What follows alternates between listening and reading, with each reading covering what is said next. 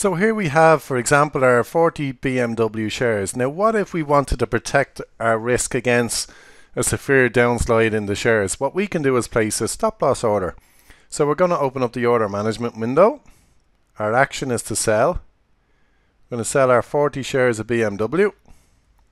Now this time we're going to change our order type to stop limit. Now we're also going to explain the other stop order, but we'll start off with the stop limit.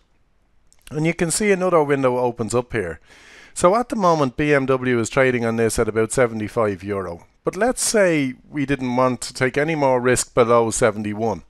So we create what we call a stop price. And what this is doing is the minute BMW hits 71, an order will be sent into the market and we can dictate a limit price here. So let's call it 69.80.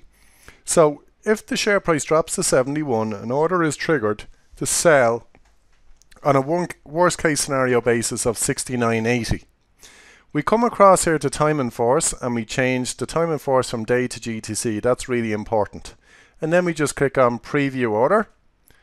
It's saying, are you sure you want to place this trade? Are you sure you want to place a stop limit order?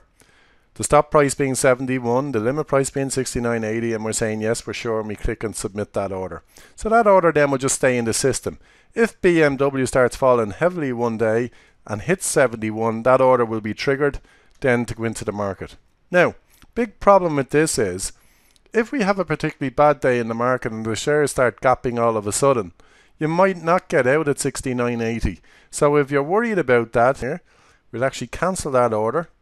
And this time we're going to change from a limit to a stop order. So the difference between the limit and the stop order is that with the stop order, you're just going to get out at the next available price. So once 71 is hit, in this situation, you're going to get hit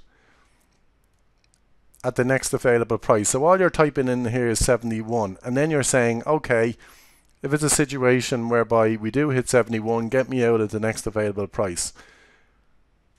And that's probably a much easier way of making sure you do get out of the shares. So that's how you protect yourself to the downside.